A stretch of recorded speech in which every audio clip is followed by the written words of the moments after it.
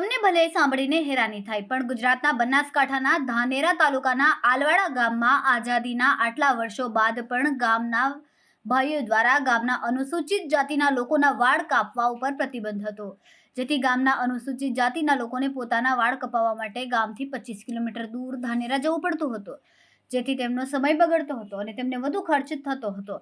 જો કે હવે આઝાદીના આટલો વર્ષો બાદ પણ ગામના અનુસૂચિત જાતિના વાળ ગામના નાઈઓ દ્વારા કાપી આપવાની શરૂઆત કરાતા ગામમાં ખુશી ફેલાઈ છે।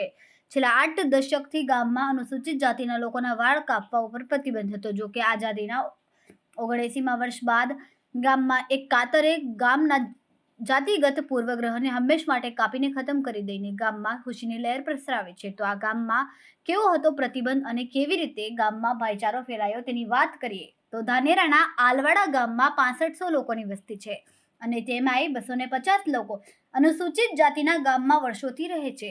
જ્યાં ગામમાં જાતીય ભેદભાવના કારણે ગામમાં અનુસૂચિત જાતિના લોકોના વાળ કાપવા ઉપર પ્રતિબંધ હોવાથી તેમને વાળ કપાવવા હોય તો કોઈ પથ્થર તોડવા કરતાં પણ મુશ્કેલ લાગતું હતું। ગામમાં નાઈની એક પણ દુકાનમાં તેમને પ્રવેશ આપવામાં આવતો નહીં, જેના કારણે તેમને અપમાનજનક સ્થિતિમાં મુકાવવું પડતું હતું। ગામના અનુસૂચિત જાતિના વિદ્યાર્થીઓના પણ વાળ ગામમાં કોઈ કાપતું ન હોવાથી વિદ્યાર્થીઓને પણ સ્કૂલમાંથી વારંવાર ઠપકો સાંભળવો પડતો હતો। જો કે અનુસૂચિત સમાજના લોકોને પોતાના બાળકોના વાળ કપાવવા માટે 25 કિલોમીટર ધાનેરા અથવા તો પાંથવાડા પોતાના ધંધાના અને ખેતીના કામ પડતા મૂકીને જવું પડતું હતું, તો વિદ્યાર્થીઓને પણ સ્કૂલમાં રજા મુકાવીને લઈ જવા પડતા હતા, જેથી બાળકોનો અભ્યાસ બગડતો હતો, તો વાલીઓનો સમય બગડતો અને ખર્ચ પણ વધુ થતો હતો। જો કે ગામમાં તેમના વાળ કોઈ કાપતું ન હોવાથી તેઓ આઝાદીના આટલા વર્ષો બાદ પણ પોતાને ગુલામ સમજતા હતા। જો કે આ પરિસ્થિતિના કારણે ગામના અનુસૂચિત જાતિના લોકો પોતાને હીન કક્ષાના હોવાનો મહેસૂસ કરતા હતા।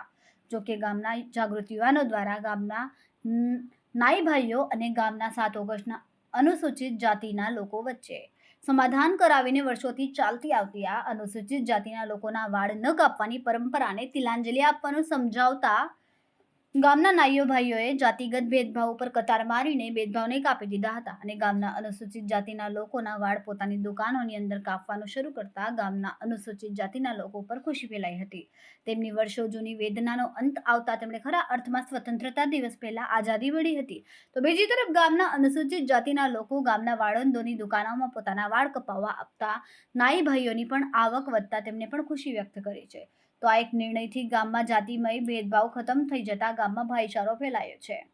હવે આ ગામમાં દલિત સમાજના વાળ તો કાપવા નતા આવતા, પણ હવે 80 વર્ષ દેશ આઝાદ થઈ ગયા અને તોય છતાં કાપતા નતા, તો પછી આ એક બધા કોઈ શિક્ષિત કોઈ ભણેલા ગણેલા એમને એમ એવો વિચાર આવતો કે આ કલંકિત કહેવાય કે આટલા સમયથી ગામના કે જાગૃત સરપંચ હોય છતાં કે આ ગામમાં બાલ ન કાપે, તો બધી કીધું કે ભાઈ કાપવાનું ચાલુ કરો, તો કે નાઈ ન મોની, તો પછી એના માટે અરજી કરી, ત્યાં ગયા તો કે FIR તો નહીં લેવીને અરજી કરીને એમનું સમાધાન કર્યું અને પોલીસની હાજરીમાં કાપ્યા ને કાપવાનું ચાલુ કર્યું 5 દુકાને ગામમાં। હા, અમારા ગામમાં દલિત સમાજના યુવાઓએ અમને જણાવેલ કે ભાઈ તમારા ગામમાં આપણા ગામમાં વાળ કાપવાના જૈન સમાજ દ્વારા કોઈ એક વ્યક્તિ દ્વારા ના પાડવામાં આવેલી, ત્યારે એને રાત્રે કોલ કરેલો એટલે એને રાત્રે ના પાડેલી, પણ સવારના દલિત સમાજના યુવાઓ અમારા પંચાયતના સભ્ય દલિત સમાજના છે એ ભાઈ આવીને જાણ કરેલી, તથા અમે ગામના તમામ યુવાઓને અગ્રણીઓ એક સાથે મળી અને સેન સમાજના અગ્રણીઓને પૂછી લીધું અને બેસીને એનું સમાધાન કર્યું। સેન સમાજે અમને કીધેલું કે અમે વાળ કાપવા માટે સંમત છીએ, અમે આગળ પણ કાપતા હતા અને ઓલરેડી કાપવાનું ચાલુ પણ હતું, અને એમને બોયતરી આપી છે કે અમે હવે પછી કોઈ એવો વાળ કાપવાનો અમારા ગામમાં ઇસ્યુ છે નહીં, એટલે આવું અમારા ગામ દ્વારા ગામ લોકોએ સમાધાન લીધેલું છે અને હાલ ઓલરેડી વાળ કાપે છે, અગાઉ પણ કાપતા હતા અને એમને ભવિષ્યમાં પણ કાપીશું, અને આવો કોઈ અમારા ગામમાં સમાજ ભેદભાવ નથી એવું અમારા યુવા મિત્રો અને બધા અગ્રણીઓ બધી સમાજના મળી અને આવો કોઈ નાનો પ્રશ્ન હોય તો અમે જાતે સોલ્વ કરી દઈએ છીએ। અને અમારા યુવા મિત્રોનો પણ ખૂબ ખૂબ આભાર દલિત સમાજના કે આવા નાના મોટા કાસ્ટવાદ વાતને સમાધાન લઈ અને એનું પૂર્ણ વિરામ કરેલું। અમારા ગામમાં વર્ષોથી અનુસૂચિત જાતિ એટલે કે દલિત સમાજના વાળ કાપવામાં આવતા નહોતા, પરંતુ હવે છેલ્લા 15 દિવસથી પોલીસ પ્રશાસનના સહયોગથી અને ગામના સરપંચશ્રીના કહેવાથી અને ગામ લોકોના સાથ સહકારથી એ જ લોકોએ વાળ કાપવાનું ચાલુ કરેલું છે તે બદલ ખુશી છે. કેટલા સમયથી વાળ નહોતા કાપવામાં? સાહેબ આઝાદીથી સમયથી આજ દિવસ સુધી આ 15 દિવસથી જ કાપે છે. બાકી પહેલાં અનુસૂચિત જાતિના વાળ કાપવામાં નહોતા આવતા. શું કારણ હતું તમારા વાળ નહોતા કાપવા?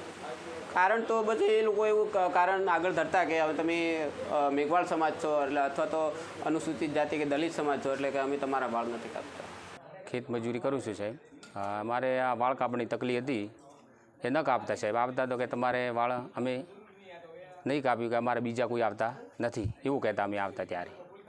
પછી અમે એક ભાઈ કે કેમ ન કાપે એમ કરીને અમારે ઘણા વર્ષોથી તે પછી અરજી કરી સાહેબ ધાનેરા ફરિયાદ કરવા જાય. ફરિયાદ લીધી તમારે કે અરજી નીકળાઈ જશે તે અરજી કરી એમાં આવ્યા પોલીસ સાહેબને એમની હાજરીમાં કપાયા હાલ મારે વાળ કાપી તકલીફ પડતી સાહેબ. ધાનેરા જતાં ભાડું થતું આખો દિવસ ભગાતો કાં 500નો દિવસ આ મજૂરી છે એનો આખો દિવસ ભાગીને અમે ધાનેરા પોથાવાડા જઈને કપાવતા એવું હોય સાહેબ. છેટ સાહેબ આ ઘણો ના અમારો મેં તો નહીં જોયું કે અમારા વાળ કાપતા હતા સાહેબ. એ પરંપરા જૂની પરંપરા નથી, નહીં કાપતા હતા પહેલાં. હવે બધાનો કાપે, હર કોઈ જાતિનો ભેદભાવ નથી સાહેબ. અમારું કામ બી સારું ચાલે અને અમારો સંબંધ બી વધારે વધ્યો સાહેબ. હા, પોલીસ બી આવી હતી, જમાદાર સાહેબ આવ્યા હતા. હવે તો સાહેબ ભાઈચારો સારો છે, અમારા સંબંધ સારા બધા માટે. રિપોર્ટર મહાવીર શાહ, બનાસકાંઠા.